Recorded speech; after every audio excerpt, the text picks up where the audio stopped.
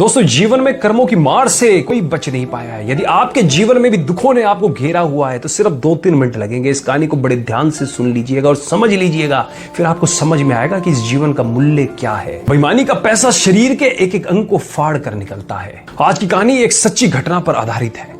रमेश चंद्र, जो पंजाब के खन्ना नामक शहर में एक मेडिकल स्टोर चलाते थे, उन्होंने अपने जीवन का एक पृष्ठ खोलकर सुनाया जो दर्शकों की आंखें भी खोल सकता है और शायद उस पाप से जिसमें वह भागीदार बना उससे भी बचा जा सकता है। रमेश चंद्र का मेडिकल स्टोर, जो कि अपने स्थान के कारण काफी पुराना और अच्छी स्थिति में था, लेकिन जैसे ही कहा जाता है कि धन एक व्यक्ति के दिमाग को भ्रष्ट कर देता है, और यही बात रमेश चंद्र जी के साथ भी घटित हुई।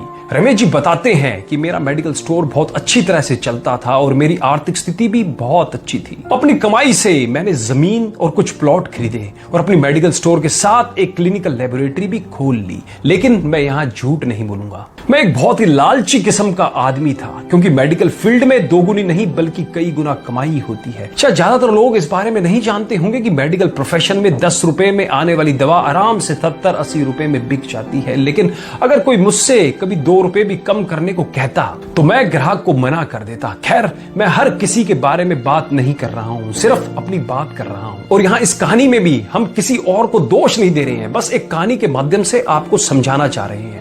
वर्ष 2008 में गर्मी के दिनों में एक बूढ़ा व्यक्ति मेरे स्टोर में आया। उसने मुझे डॉक्टर की पर्ची दी, मैंने दवा पढ़ी और उसे निकाल लिया। उस दवा का बिल 560 रुपए बन गया। बूढ़े ने उसने अपनी सारी जेब खाली कर दी, लेकिन उसके पास कुल 180 रुपए थे।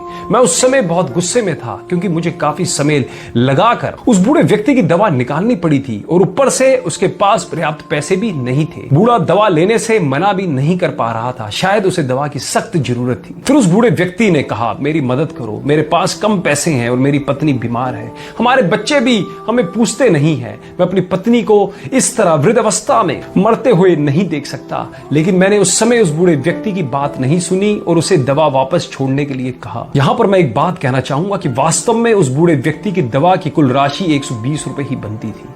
अगर मैंने उससे 150 रुपए भी लिए होते तो भी मुझे 30 रुपए का मुनाफा ही होता। लेकिन मेरे लालच ने उस बूढ़े लाचार व्यक्ति को भी नहीं छोड़ा। फिर मेरी दुकान पर खड़े एक दूसरे ग्राहक ने अपनी जेब से पैसे निकाले और उस बूढ़े आदमी के लिए दवा खरीदी, लेकिन इसका भी मुझ पर कोई असर नहीं हुआ। मैंने पैसे लिए और बूढ़े को दवाई दे दी।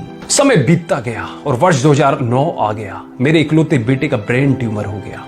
पहले तो हमें पता भी नहीं चला, लेकिन जब पता चला तो बेटा मृत्यु के कगार पर था। पैसा बहता रहा और लड़के की बीमारी खराब होती गई। प्लॉट बिक गए, जमीन बिक गई और आखिरकार मेडिकल स्टोर भी बिक गया। लेकिन मेरे बेटे की तबीयत बिल्कुल नहीं सुधरी। उसका ऑपरेशन भी हुआ और जब सब पैसा खत्म हो गया तो आखिरकार डॉक्टरों ने मुझे अपने बेटे को घर ले जाने और उसकी सेवा करने के लिए कहा। उसके पश्चात 2012 में मेरे बेटे का निधन हो गया। मैं जीवन भर कमाने के बाद भी उसे बचा नहीं सका। 2015 में मुझे भी लकवा मार गया और मुझे चोट भी लग गई। आज जब मेरी दवा आती है तो उन दवाओं पर खर्च किया गया पैसा मुझे काटता है, क्योंकि मैं उन दवाओं की वास्तविक कीमत को जानता हूं। एक दिन में कुछ दवाई लेने के लिए मेडिकल स्टोर पर गया और 100 रुपए का इंजेक्शन मुझे 700 रुपए में दिया गया। लेकिन उस समय मेरी जेब में 500 रुपए ही थे और इंजेक्शन के बिना ही मुझे मेडिकल स्टोर से वापस आना पड़ा। उस समय मुझे उस बूढ़े व्यक्ति की बहुत याद आई और मैं घर चला गया। मैं लोगों से कहना चाहता हूं कि ठीक है कि हम सभी कमाने के लिए बैठे हैं, क्योंकि हर किसी के पास एक पेट है, लेकिन वैध तरीके से कमाएं, ईमानदारी से कमाएं। गरीब लाचारों को लूट कर कमाई करना अच्छी बात नहीं है, क्योंकि नर्क और स्वर्ग केवल इस धरती पर ही है, कहीं और नहीं है। और आज मैं नरक भुगत रहा हूं। पैसा हमेशा मदद नहीं करता, हमेशा ईश्वर के भय से चलो, उसका नियम अटल है, क्योंकि कई बार एक छोटा सा लालच भी हमें बहुत बड़े दुख में धकेल सकता है। जीवन शतरंज के खेल की तरह है और यह खेल आप ईश्वर के साथ खेल रहे हैं। आपकी हर चाल के बाद अगली चाल ईश्वर चलता है। तो एक बार सदैव चिंतन करें, जैसी करनी वैसा ही भरनी, जैसी करनी वैसा फल, आज नहीं तो निश्चित कल।